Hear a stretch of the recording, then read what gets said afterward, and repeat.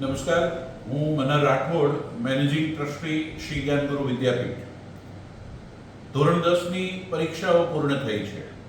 હવે તમામ વાલીઓને એક જ પ્રશ્ન હોય કે હવે બાળકને આગળ જતાં સાયન્સ કરાવવું, કોમર્સ કરાવવું કે આર્ટ્સ કરાવવું. તો મારે ખાસ વાલીઓને એ કહેવું છે કે ધોરણ 10ની પરીક્ષા પછી ભાવનગર શહેરની અંદર 11 સાયન્સના વર્ગો વેકેશન દરમિયાન જ શરૂ થઈ જતા હોય છે. અમારી સ્કૂલ શ્રી જ્ઞાનગુરુ વિદ્યાપીઠની અંદર પણ 2 મેથી 11 સાયન્સના વર્ગો શરૂ થઈ રહ્યા છે.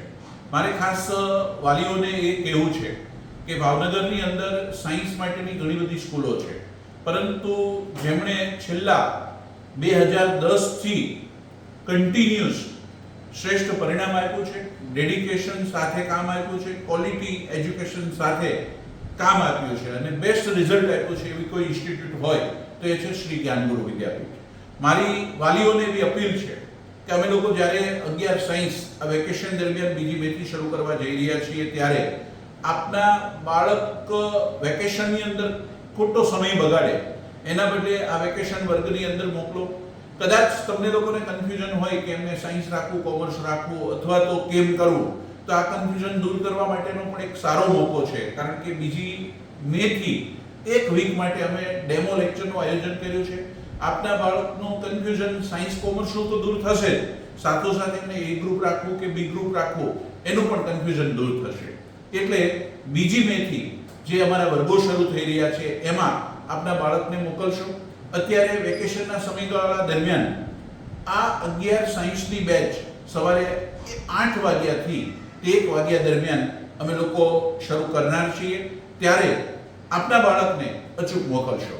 હું શ્રી જ્ઞાનગુરુ વિદ્યાપીઠ છે એમની જે સાયન્સની ફેકલ્ટી છે, ડે સ્કૂલની જે સાયન્સની ફેકલ્ટી છે એમનો આપને પરિચય કરાવીશ.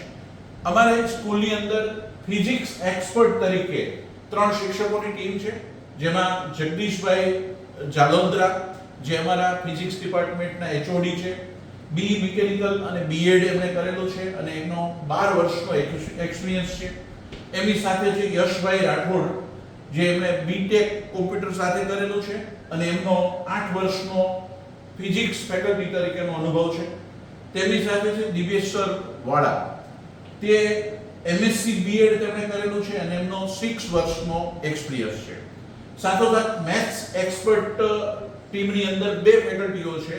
નીરવ સર વિરેડિયા જે HOD મેથ્સ ડિપાર્ટમેન્ટ છે અને તેઓ MTech અને BE કરેલું છે અને 8 વર્ષનો તેમનો મેથ્સ 11 સાયન્સની અંદર ભણાવવાનો એક્સપિરિયન્સ છે.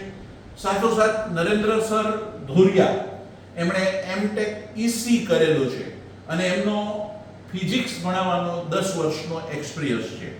સાથોસાથ કેમિસ્ટ્રી સબ્જેક્ટની અંદર અમારી પાસે 4 ફેકલ્ટીઓ ઉપલબ્ધ છે, જેમાં વિપુલ સર કલસરિયા જેઓ કેમિસ્ટ્રી ડિપાર્ટમેન્ટના HOD છે, તેમણે MSc BEd કરેલું છે અને સાથોસાથ તેમનો 11 વર્ષનો આ ફિલ્ડનો એક્સપિરિયન્સ છે.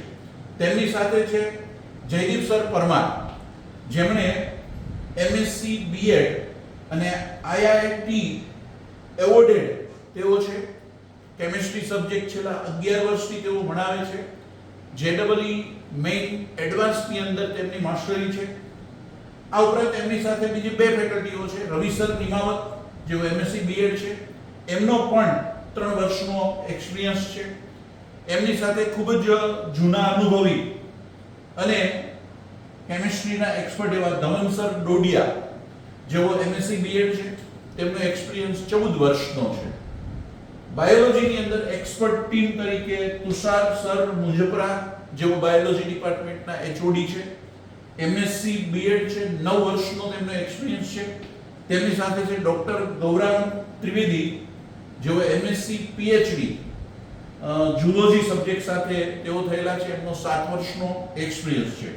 મિત્રો, વાલીઓને મારે ખાસ કહેવું છે કે ચાલુ વર્ષે અમે લોકો અમારી સ્કૂલની અંદર બોર્ડ, ગુજસેટ, JEE, NEET આ બધી તો તૈયારી કરાવીએ છીએ, પરંતુ ચાલુ વર્ષની અંદર અમે સ્પેશિયલ JEE એડવાન્સની બેચ પણ કરવા જઈ રહ્યા છે. ત્યારે વાલીઓને મારો ખાસ આગ્રહભરી વિનંતી છે કે આપના બાળકને પહેલા દિવસથી સાયન્સની અંદર ભણવા માટે મૂકશો તો ખૂબ સરસ કાર્ય થશે. 2 વર્ષના અભ્યાસક્રમ દરમિયાન ડેડિકેશન સાથે હું તમને એવું ખાતરી સાથે કહી શકું કે ભાવનગરની કોઈ પણ સ્કૂલની અંદર સાયન્સમાં જે કામ થાય છે એ જ કક્ષાનું શ્રેષ્ઠતમ કામ શ્રેષ્ઠ ફેકલ્ટી સાથે, અનુભવી ફેકલ્ટી સાથે, ડેડિકેટેડ ફેકલ્ટીઓ સાથે, રિઝલ્ટ ઓરિએન્ટેડ ફેકલ્ટી સાથે અમે લોકો કામ આપવા માટે કટિબદ્ધ છીએ. ત્યારે આપના બાળકને આવતીકાલથી એટલે કે 2 મે સવારે 8 વાગ્યાથી શ્રી જ્ઞાનગુરુ વિદ્યાપીઠ ડે સ્કૂલની અંદર મોકલી અને તેમને એક વેકેશનનો સદુપયોગ કરાવી અને એક સાયન્સની અંદર કેરિયર બનાવવા માટે કટિબદ્ધ બનાવજો. ઘણા બધા પેરેન્ટ્સને કન્ફ્યુઝન હોય કે કોમર્સ રાખવું છે, તો એવા પેરેન્ટ્સને પણ મારે કહેવું છે કે તમારા બાળકને કોમર્સ કે આર્ટ્સ તો વેકેશન ખુલ્યા બાદ શરૂ થવાનું છે, તો અત્યારે વેકેશનની અંદર ડેમો લેક્ચર કરાવી અને આપના બાળકને સાયન્સનો એક એક્સપિરિયન્સ કરાવો એવી મારી વિનંતી છે.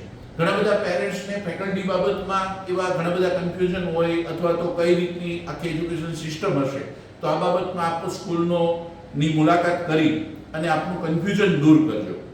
એટલી વાત ચોક્કસ છે કે ભાવનગરની પહેલી 5 સ્કૂલોનું સાયન્સમાં તમારે જો નામ લેવું હોય તો એમાં અચૂક શ્રી જ્ઞાનગુરુ વિદ્યાપીઠ છે એમનું નામ અચૂક લેવું પડે. અમારા ઇન્સ્ટિટ્યૂટની અંદર 4000 કરતાં વધુ વિદ્યાર્થીઓ ભણી રહ્યા છે. MGT જ્ઞાનગુરુ એજ્યુકેશન હબ એ ભાવનગરનું એક એજ્યુકેશનમાં બહુ મોટું ફિલ્ડ ધરાવતું યુનિટ છે, એક એજ્યુકેશન હબ છે. ત્યારે અમારી પાસે 250 કરતાં પણ વધુ શિક્ષકોનો સ્ટાફ છે અને બેસ્ટ શિક્ષકોની ટીમ સાથે હંમેશા અમે ક્વોલિટી એજ્યુકેશન આપતા રહ્યા છીએ. અને સાયન્સની અંદર જ્યારે વિદ્યાર્થીના કેરિયરનું વર્ષ હોય ત્યારે એટલા અમે ગંભીર છીએ કે બાળકોને અમે શ્રેષ્ઠતમ ફેકલ્ટી દ્વારા સાયન્સનું એક સારું વાતાવરણ ચોક્કસ પૂરું પાડીશું. દર વર્ષે અમારી પાસે એવરેજ સાયન્સની અંદર 400 થી 500 વિદ્યાર્થીઓ દર વર્ષે અભ્યાસ કરીને આગળ વધે છે. અમારા કેટલાય વિદ્યાર્થીઓ IIT ની અંદર અભ્યાસ કરી રહ્યા છે, કેટલાય વિદ્યાર્થીઓ MBBS કરીને પોતાનું ડોક્ટરી ક્ષેત્રની અંદર આગળ વધી રહ્યા છે. ઉપરાંત એન્જિનિયરિંગ ક્ષેત્રની અંદર પણ ખૂબ કેટલા બધા વિદ્યાર્થીઓ છે એ પોતાનું શ્રેષ્ઠ કેરિયર બનાવી રહ્યા છે. ત્યારે હું વાલીઓને અપીલ કરવા માંગુ છું અને ખાસ અમારા ઇન્સ્ટિટ્યૂટ MGT જ્ઞાનગુરુ અને શ્રી જ્ઞાનગુરુના વાલીઓને પણ અપીલ કરવા માંગુ છું કે આપના બાળકને 2 મે થી આ વર્ગોની અંદર મોકલી અને તેમનું કેરિયર બનાવવામાં આપ ગંભીર બનશો. આવતીકાલે 2 મેના રોજ આપના બાળકના અભ્યાસનો એક શુભારંભ કરીએ તેવી નમ્ર વિનંતી છે. Thank you.